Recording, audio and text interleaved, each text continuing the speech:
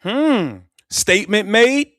Statement made? I don't know, but we have to get into it. Now, the statement made wasn't by the Indiana Fever, who embarrassed the LA Sparks. The LA Sparks are garbage. No Kelsey Plum, no Cameron Brink, nothing really to see here. That's not the story, okay? You're supposed to beat the LA Sparks. They got a bunch of people that work at Target and Home Depot disguising themselves in LA Sparks uniforms as Halloween costumes, cosplaying as basketball players. They stink.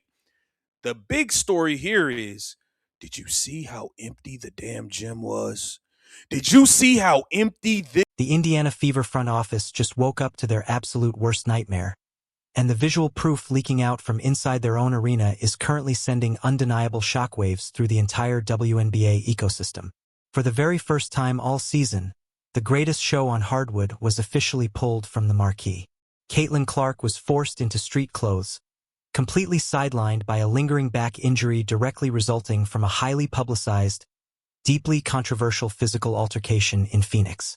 And the immediate result of her absence?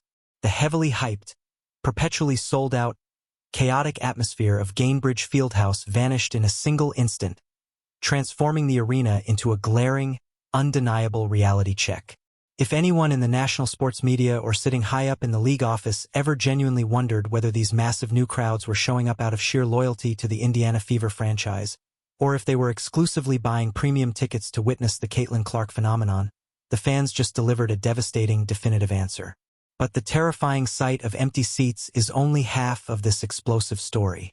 While the Fever were playing in front of a noticeably hollowed-out stadium, the head coach of the Phoenix Mercury stepped up to a live microphone and delivered what might honestly be the most delusional, deflecting press conference in the history of professional basketball.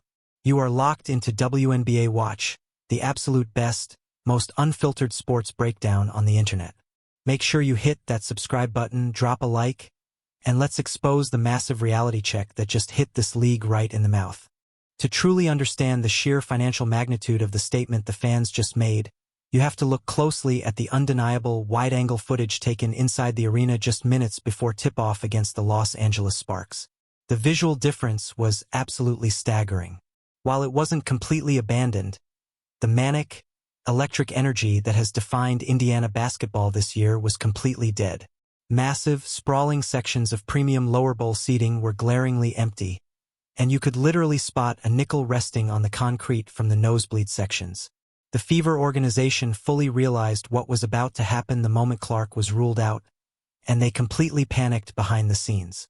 They rolled out an embarrassing, frantic wave of desperate promotions, practically begging people to show up and stay in their seats by offering massive giveaways, pre-game plaza parties, culture corners, free t-shirts, and forced trivia contests. But the fans absolutely refused to bite on the corporate bait. The message sent directly to Commissioner Kathy Engelbert, the Fever front office, and the entire basketball world was brilliantly, ruthlessly clear.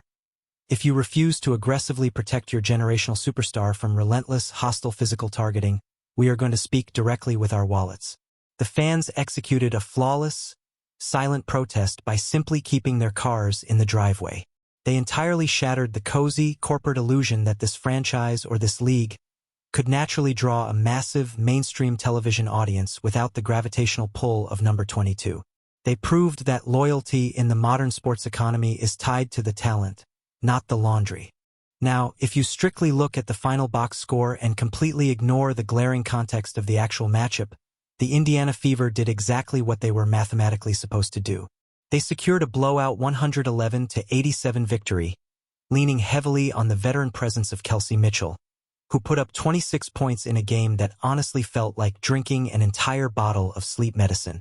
But absolutely nobody should be handing head coach Stephanie White any awards or praising her offensive genius for this specific victory. The Los Angeles Sparks are currently an absolute disaster of a basketball team. They are a heavily depleted, deeply struggling, severely fatigued roster that is entirely missing their ultimate franchise cornerstones. The Sparks rolled into Indianapolis completely with This arena was. It looks like Caitlin Clark fans have taken a stand after all and have refused to show up to the Indiana Fever game. We got to get into it. Welcome to Keep the Vision. Make sure you like, comment, subscribe, share the channel, hit that bell notification, hype the video. Let's get right into it. Boy, boy, boy.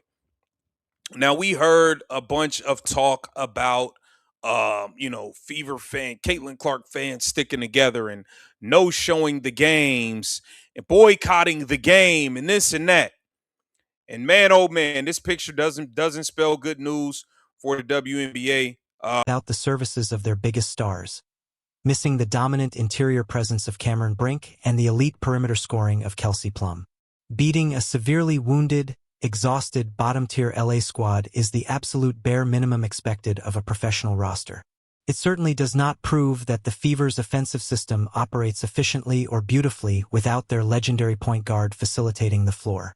The game itself was entirely meaningless, boring, and highly forgettable, especially when compared to the absolute media circus that was violently unfolding over in Phoenix at the exact same time.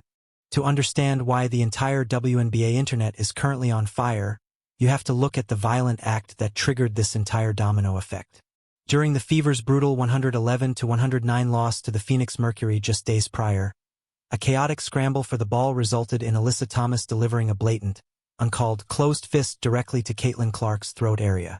It was a shocking, entirely unnecessary, non-basketball act of pure hostility that somehow completely escaped the whistles of the officiating crew in real time. Clark ultimately had to leave that game in the third quarter, clutching her back, visibly pushed to her physical limit. Following massive, league-wide public outrage, the WNBA front office finally stepped in, retroactively upgrading the foul to a flagrant 2 and handing Thomas a 1-game suspension. It was the ultimate insulting slap on the wrist. A single-game suspension for a targeted, highly dangerous strike to the neck of the league's biggest global draw proves that the WNBA's disciplinary system is a complete, unserious joke. But while fans were furious about the leniency of the suspension, the Phoenix Mercury organization decided they were furious that a suspension was handed down at all.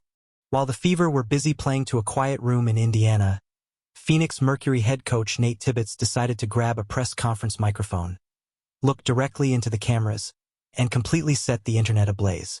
Tibbetts issued a massive, highly controversial prepared statement regarding the league's decision to suspend his forward. Instead of taking a brief moment of leadership to hold his veteran player accountable for a blatant, undeniable non-basketball act, Tibbetts aggressively, stubbornly doubled down. He looked directly at the pool of reporters and stated that his organization supports Thomas 100%, bafflingly claiming that the one thing she is not is cheap.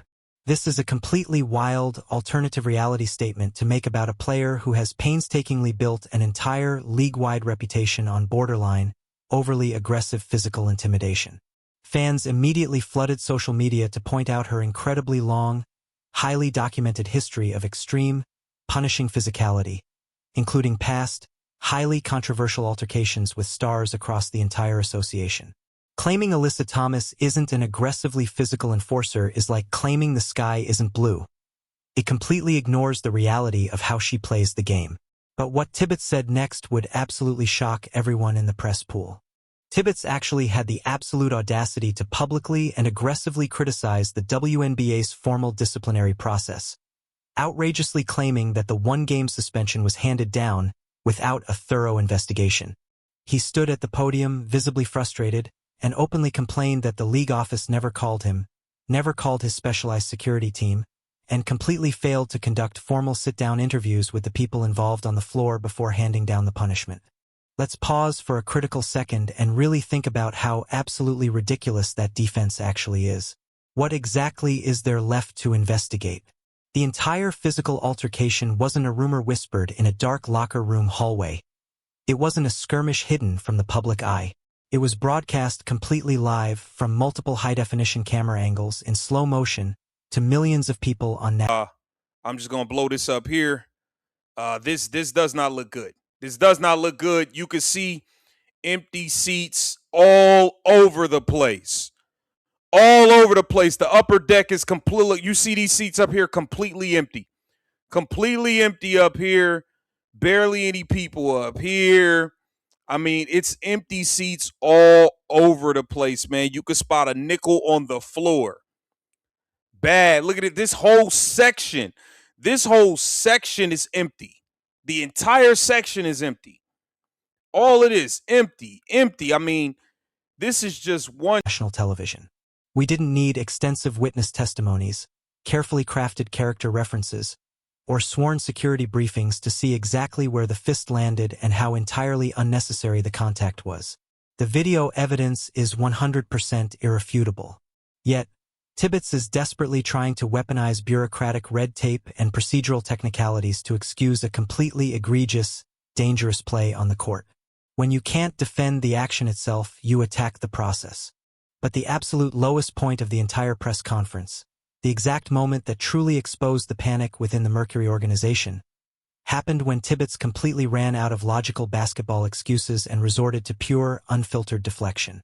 In a desperate, highly calculated attempt to shift the global narrative away from his players' undeniable, highly visible actions, he began demanding that the league office not base its suspensions on generational talent or fan base involvement. He then shockingly escalated the rhetoric, looking directly at the cameras and telling the league not to base their disciplinary calls on whether players are white or black. It was an incredibly transparent, entirely desperate attempt to inject race, class, and popularity politics into a conversation that was strictly, exclusively about basic player safety. To understand exactly why this is such a calculated distraction, you have to look at the concrete numbers driving the modern WNBA. Currently, the league is composed of a deeply diverse roster of elite athletes. Roughly 64% of the players identify as Black or African American, 19.1% identify as white, nearly 11% identify as mixed race, and 1.5% as Asian. On the other side of the glass, the financial explosion of the league is being driven by a rapidly shifting audience, with 47% of the entire WNBA fanbase now falling between the ages of 18 and 34. Tibbetts knows exactly what these demographics mean. He knows that by dropping the words white or black into a press conference about a flagrant foul, he instantly guarantees that the media will completely stop talking about Alyssa Thomas's fist and immediately start debating systemic racial dynamics and the privilege of generational talents. It is a classic, deeply cynical PR tactic. We all saw the raw footage. This suspension had absolutely nothing to do with who was more popular, what their racial background was, or how many jerseys they sold in the team store. It was about an unacceptable, highly dangerous, non-basketball physical strike that ultimately injured the league's absolute biggest draw. They always run to the most divisive, inflammatory, culturally sensitive talking points when they have absolutely nowhere else to hide their lack of accountability. The WNBA is currently staring down an incredibly dark, completely undeniable reality that threatens to permanently derail their massive, unprecedented financial momentum. The corporate executives and the on-court officials allowed a hostile, deeply jealous locker room culture to physically target their ultimate golden goose until she was literally forced off the hardwood with an injury. And their immediate, devastating reward for that failure was a massive fan boycott, noticeably empty premium arenas that lacked all their usual electric energy, and rival coaches who completely refused to take even a single ounce of accountability for their dirty, outdated tactical enforcements. The fans have officially, undeniably proven that they hold all the true financial power in this ecosystem. They are absolutely not afraid to turn off the television, cancel their ticket subscriptions, and keep their money firmly in their pockets if the league continues to operate like an unregulated, back-alley recreation center. The entire sport is officially on notice. The era of blind loyalty is over. You either fiercely protect the product that is paying the bills, or you prepare to play the rest of the season in completely empty gyms.